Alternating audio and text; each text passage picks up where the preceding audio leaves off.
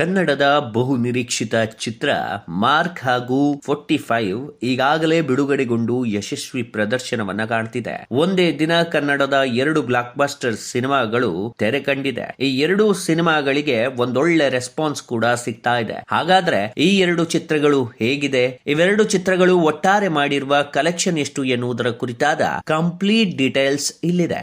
45 ಹೇಳಿ ಕೇಳಿ ಇದು 3 ಸೂಪರ್ ಸ್ಟಾರ್ ನಟರಿರುವಂತಹ ಚಿತ್ರ.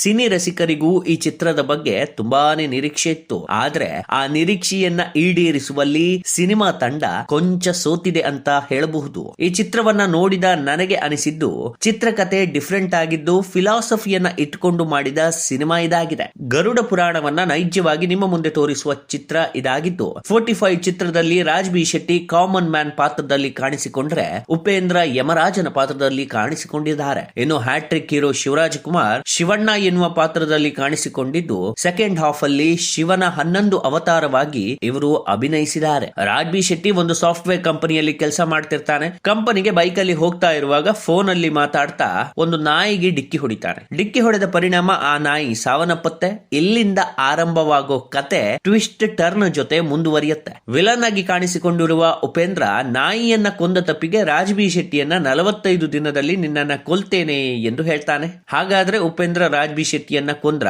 ಇಲ್ಲ ಶಿವಣ್ಣ ಯಾಕೆ ಬಂದ್ರು, ಇವೆಲ್ಲ ನೋಡಬೇಕು ಅಂತಂದ್ರೆ ನೀವು ಚಿತ್ರಮಂದಿರಕ್ಕೆ ಹೋಗ್ಬೇಕು. ಆದ್ರೆ ನಿಮಗೆ ಈ ಚಿತ್ರ ಕರ್ಮದ ಬಗ್ಗೆ ಅರಿವನ್ನ ಮೂಡಿಸುತ್ತೆ ವಿನಃ ಮನರಂಜನೆಯ ದೃಷ್ಟಿಯಿಂದ ಈ ಚಿತ್ರ ಅಷ್ಟು ನಿಮ್ಗೆ ಇಷ್ಟವಾಗಿ ಕಾಣಲ್ಲ. 3 ಜನರ ನಟನೆ ಚೆನ್ನಾಗಿ ಮೂಡಿ ಬಂದಿದೆ. ಗ್ರಾಫಿಕ್ಸ್ ಜಾಸ್ತಿನೇ ಆಯ್ತು ಅನ್ಸುತ್ತೆ. ಹಾಗೆ ಶಿವಣ್ಣನನ್ನ ಶಿವನ ನಾನಾ ಅವತಾರದಲ್ಲಿ ತೋರಿಸಿದ್ದು ನಿಮಗೆ ಅಷ್ಟು ಇಷ್ಟವಾಗೋದು ಕಷ್ಟ.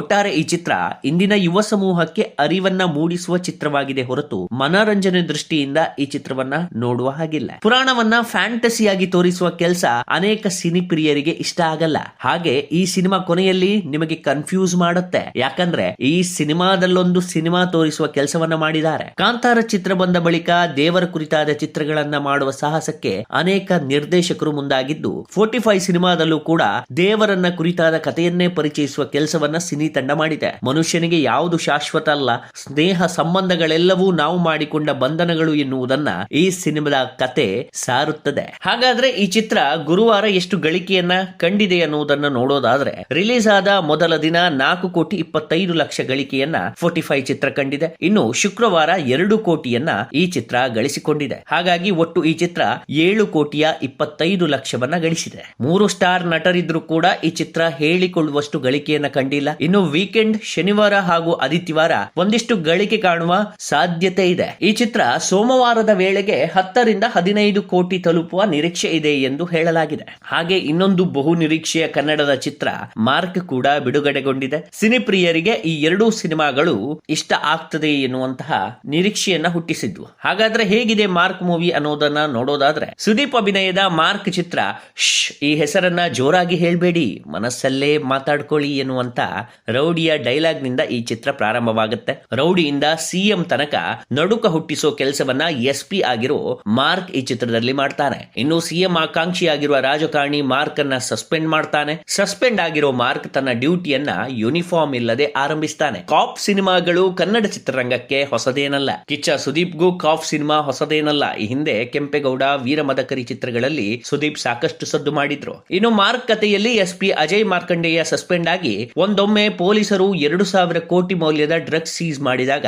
ಪೊಲೀಸರನ್ನು ಕೂಡ ಮಾರ್ಕ್ ಸಂಕಟದಿಂದ ಪಾರು ಮಾಡ್ತಾನೆ. ನಂತರ ರಾಜಕಾರಣಿಗಳ ಅಟ್ಟಹಾಸ ಪ್ರಾರಂಭವಾಗುತ್ತೆ. ಇತ್ತ ಮಕ್ಕಳ ಕಿಡ್ನಾಪ್ ಕೂಡ ನಡೆಯುತ್ತೆ. 18 ಮಕ್ಕಳ ಕಿಡ್ನಾಪ್ ಅನ್ನ ಭೇದಿಸುವ ಕೆಲಸವನ್ನ ಕೆಲವೇ ಗಂಟೆಗಳಲ್ಲಿ ಮಾರ್ಕ್ ಮಾಡ್ತಾನೆ. ಈ ಇಡೀ ಕತೆ ಒಂದಷ್ಟು ಗಂಟೆಗಳ ಲೆಕ್ಕದಲ್ಲಿ ನಡೆಯುತ್ತೆ. ಈ ಚಿತ್ರದಲ್ಲಿ ಕಿಚ್ಚನ ಸ್ಟೈಲ್ ಸ್ವ್ಯಾಗ್ ನಿಮ್ಮನ್ನ ರಂಜಿಸಿದ್ರೆ ಕಿಚ್ಚನ ಹೊಸ ಹೇರ್ ಸ್ಟೈಲ್ ಮ್ಯಾನರಿಸಂ ಮಾತ್ರ ಫ್ಯಾನ್ ಗಳಿಗೆ ಕಿಕ್ ನೀಡುವಂತದ್ದು. ಹಾಗೆ ಇಡೀ ಚಿತ್ರದಲ್ಲಿ ಸುದೀಪ್ ಸ್ವ್ಯಾಗ್ ಲುಕ್ ನಲ್ಲಿ ಕಾಣಿಸಿಕೊಂಡಿದ್ದು ಮಸ್ತ್ ಆಗಿ ಡ್ಯಾನ್ಸ್ ಮಾಡಿದ್ದಾರೆ. ಇನ್ನು ಈ ಚಿತ್ರದ ಮೈನಸ್ ಪಾಯಿಂಟ್ ನೋಡೋದಾದ್ರೆ ಚಿತ್ರಕಥೆ ಫಾಸ್ಟ್ ಆಗಿ ಸಾಗುತ್ತೆ. ಕೆಲ ಕಡೆಗಳಲ್ಲಿ ಕೊಂಚ ಬೋರಿಂಗ್ ಅನ್ಸುತ್ತೆ. ಇನ್ನಷ್ಟು ಥ್ರಿಲ್ಲಿಂಗ್ ಅಂಶವನ್ನ ಸೇರಿಸಿದ್ರೆ ಪ್ರೇಕ್ಷಕರಿಗೆ ಇದು ಒಂದೊಳ್ಳೆ ಮನೋರಂಜನೆ ಸಿಗುವಂತ ಸಿನಿಮಾ ಆಗ್ತಿತ್ತು. ಒಟ್ಟಾರೆ ಕಿಚ್ಚ ಸುದೀಪ್ ಈ ಚಿತ್ರದಲ್ಲಿ ಒನ್ ಮ್ಯಾನ್ ಶೋ ಎಂಬಂತೆ ಕಾಣಿಸಿಕೊಂಡಿದ್ದು ಮಾರ್ಕ್ ಚಿತ್ರ ಕೆಲವೊಂದು ಸನ್ನಿವೇಶಗಳಲ್ಲಿ ಮ್ಯಾಕ್ಸ್ ಚಿತ್ರವನ್ನ ಬಿಂಬಿಸುವಂತಿದೆ. ಒಂದೊಳ್ಳೆ ಆಕ್ಷನ್ ಚಿತ್ರದ ನಿರೀಕ್ಷೆಯಲ್ಲಿ ನೀವಿದ್ರೆ ಮಾರ್ಕ್ ಸಿನಿಮಾ ನಿಮಗೊಂದೊಳ್ಳೆ ಆಯ್ಕೆ. ಇನ್ನು ಮಾರ್ಕ್ ಚಿತ್ರದ ಕಲೆಕ್ಷನ್ ನಾವು ನೋಡೋದಾದ್ರೆ ಮೊದಲ ದಿನ ಮಾರ್ಕ್ ಚಿತ್ರ 8,60,00,000 ಗಳಿಸಿದರೆ ಎರಡನೇ ದಿನ 3,50,00,000 ಗಳಿಸಿದೆ. ಮೊದಲ ದಿನ 10 ಕೋಟಿ ಗಳಿಕೆಯ ನಿರೀಕ್ಷೆ ಇತ್ತು, ಆದರೆ ಆ ನಿರೀಕ್ಷೆ ಮೀರುವಲ್ಲಿ ಚಿತ್ರತಂಡ ವಿಫಲವಾಗಿದೆ. ಇನ್ನು ವೀಕೆಂಡ್ ಶನಿವಾರ ಆದಿತ್ಯವಾರ ಸೇರಿ ಒಟ್ಟು ಕಲೆಕ್ಷನ್ ನ ಮೊತ್ತ 17 ಕೋಟಿಯಿಂದ 20 ಕೋಟಿಗೆ ತಲುಪುವ ನಿರೀಕ್ಷೆ ಕೂಡ ಇದೆ ಎನ್ನಲಾಗಿದೆ. ಒಟ್ಟಾರೆ ಕನ್ನಡ ಚಿತ್ರರಂಗ ಅನೇಕ ಎಕ್ಸ್ಪೆರಿಮೆಂಟ್ ಗಳಿಗೆ ಮುಂದಾಗಿದೆ, ಆದರೆ ಆ ಎಕ್ಸ್ಪೆರಿಮೆಂಟ್ ಮಾಡುವುದರಲ್ಲಿ ಸೋತಿದೆ. ಹೌದು, ಈ ವರ್ಷ ತೆರೆಗಂಡ ಚಿತ್ರಗಳ ಪೈಕಿ ಸಕ್ಸಸ್ ಅನ್ನ ಕಂಡಿದ್ದು ಕೇವಲ 2 ಚಿತ್ರಗಳು ಮಾತ್ರ. ಒಂದು ರಾಜ್ ಬಿ ಶೆಟ್ಟಿ ಅಭಿನಯದ ಸೂಫ್ರಮ್ಸು, ಇನ್ನೊಂದು ರಿಷಬ್ ಶೆಟ್ಟಿ ಅಭಿನಯದ ಕಾಂತಾರ. ಎಲ್ಲೋ ಒಂದ್ ಕಡೆ ಕನ್ನಡಿಗರು ಎಕ್ಸ್ಪೆರಿಮೆಂಟ್ ಮಾಡ್ತಾ ಇದ್ದಾರೆ, ಆದರೆ ಅದನ್ನ ಜನರಿಗೆ ತಲುಪಿಸುವಲ್ಲಿ ಸೋಲ್ತಾ ಇದ್ದಾರೆ. ಕಾರಣ ಇಷ್ಟೇ, ಯಾವುದೇ ಕಥೆಯನ್ನ ನಿರ್ದೇಶಕ ಮಾಡಿದ್ರು ಆ ಕಥೆಯಲ್ಲಿ ಒಂದು ಗ್ರಿಪ್ ಇರಬೇಕು. ಆ ಗ್ರಿಪ್ಪು ಕನ್ನಡ ಇಂಡಸ್ಟ್ರಿಯ ಕೆಲ ಸಿನಿಮಾಗಳಲ್ಲಿ ಕಾಣ್ತಾ ಇಲ್ಲ. ಈ ಕಾರಣಕ್ಕಾಗಿ ಆ ಚಿತ್ರಗಳು ಮೂಲೆ ಗುಂಪಾಗ್ತಾ ಇದೆ. ಇನ್ನೊಂದು, ದೊಡ್ಡ ದೊಡ್ಡ ಸ್ಟಾರ್ ನಟರು ಆಕ್ಷನ್ ಚಿತ್ರಗಳನ್ನ ಮಾಡ್ತಾರೆ ಬಿಟ್ರೆ ಕಂಟೆಂಟ್ ಬೇಸ್ಡ್ ಸಿನಿಮಾಗಳು ಕನ್ನಡದಲ್ಲಿ ಬರ್ತಾ ಇಲ್ಲ. ಇದರ ಬಗ್ಗೆ ಕನ್ನಡಿಗರು ಹಾಗೂ ಕನ್ನಡ ಚಿತ್ರರಂಗ ಒಂದಿಷ್ಟು ಆಲೋಚನೆ ಮಾಡಿದ್ರೆ ತುಂಬಾ ಒಳಿತಾಗುತ್ತೆ. ಯಾಕಂದ್ರೆ ಈ ವರ್ಷ ಬಿಡುಗಡೆಗೊಂಡಂತ ಅನೇಕ ಚಿತ್ರಗಳ ಪೈಕಿ ಕಂಟೆಂಟ್ ಓರಿಯೆಂಟೆಡ್ ಸಿನಿಮಾಗಳು ಕಡಿಮೆ ಆಗ್ತಾ ಇದೆ. ಬರೀ ಆಕ್ಷನ್ ಸೀಕ್ವೆನ್ಸ್ ಗಳನ್ನೇ ಸ್ಟಾರ್ ನಟರು ಮಾಡ್ತಾ ಹೋದ್ರೆ ಕಂಟೆಂಟ್ ಗೆ ಆದ್ಯತೆ ಎಲ್ಲಿ ಸಿಗುತ್ತೆ?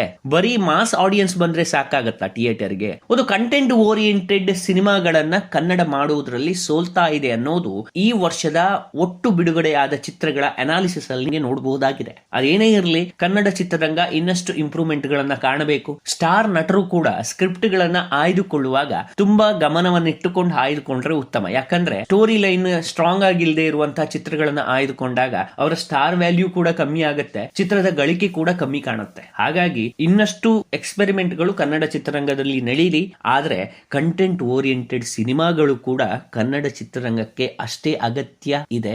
ಆ ಅಗತ್ಯತೆಯನ್ನ ಅರಿತು ನಿರ್ದೇಶಕರು ಚಿತ್ರವನ್ನ ಮಾಡ್ಲಿ ಅನ್ನೋದೇ ನಮ್ಮ ವಿಡಿಯೋದ ಉದ್ದೇಶ. ಇನ್ನು ನಮ್ಮ ಚಾನೆಲ್ ಅನ್ನ ಸಬ್ಸ್ಕ್ರೈಬ್ ಆಗದಿದ್ದಲ್ಲಿ ಸಬ್ಸ್ಕ್ರೈಬ್ ಆಗಿ, ಹಾಗೆ ಬೆಲ್ ಐಕನ್ ಕ್ಲಿಕ್ ಮಾಡೋ ಮೂಲಕ ನೋಟಿಫಿಕೇಶನ್ ಅನ್ನ ಪಡೆಯಿರಿ.